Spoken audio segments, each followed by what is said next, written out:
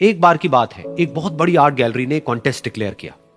उसमें उन्होंने अनाउंस किया कि जो भी पेंटर पीस को डिपिक्ट करने वाली वर्ल्ड की सबसे अच्छी पेंटिंग बनाएगा उसको $10 मिलियन का इनाम मिलेगा।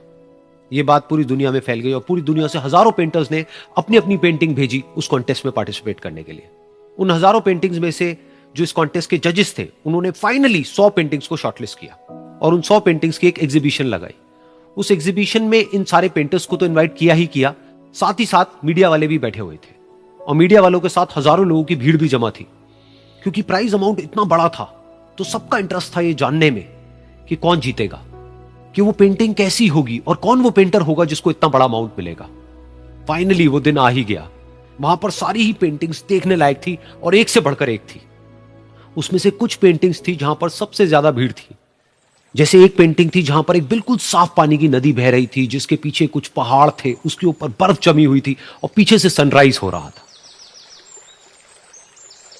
एक और पेंटिंग थी जहां पर पेंटर ने पीस को डिपिक्ट किया था फुल मून नाइट के थ्रू, यानी कि एक बिल्कुल पीसफुल लेक थी जिसका पानी बिल्कुल स्टिल था, इतना स्टिल कि उसके अंदर आप रिफ्लेक्शन देख सकते थे आसपास में जो भी कुछ था उसका, बिल्कुल एक मिरर की तरह। और बिल्कुल डार्क आसमान में कुछ तारे चमक रहे थे और एक चांद चमक रहा था। उसके अलावा एक पेंटिंग थी जिसमें बिल्कुल सफेद बादल थे, नीला आसमान था और बिल्कुल हरी हरी घास थी। यानी कि सारी ही पेंटिंग्स ऐसी जिसको देख करके ही मन शांत हो जाए। तो कॉन्टेस्ट बहुत ही टफ था क्योंकि सारी पेंटिंग्स एक से बढ़कर एक थी। तो जजेस के लिए शॉर्टलिस्ट करना कि कौन सी पेंटिंग बेस्ट है, that was very very difficult.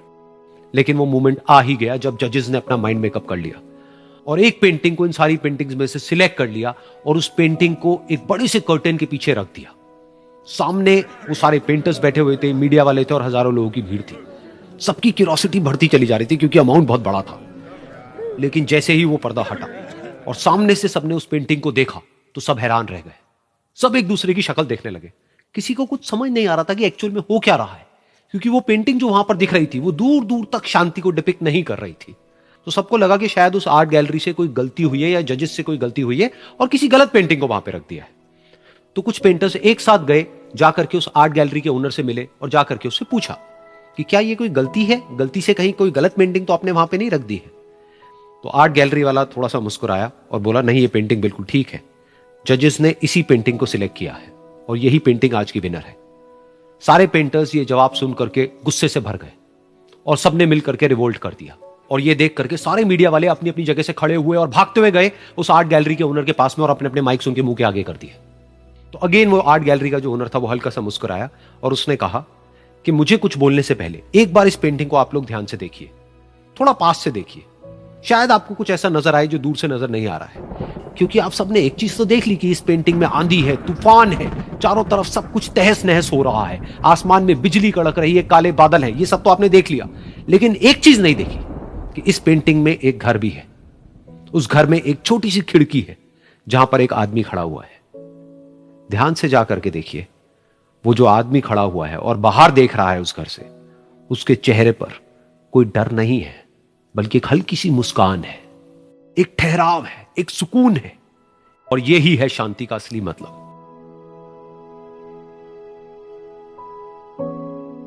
यानी कि शांति का मतलब यह नहीं है कि हमारे बाहर सब कुछ शांत है और फिर हम शांत हैं, क्योंकि वो टेम्पररी है। असली शांति का मतलब यह है कि हमारे बाहर चाहे जो कुछ भी हो रहा हो, हम अंदर से पूरी तरह से शांत हैं, हमारा मन शांत है।